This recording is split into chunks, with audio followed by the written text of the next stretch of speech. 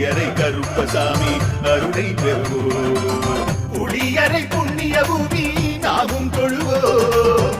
புளியரை கருப்பசாமி அருளை பெறுவோம். வெள்ளை குதிரை ஏறி வரும் கருப்பசாமிதான், வெற்றி மாலை சூடி வரும் கருப்பசாமிதான்.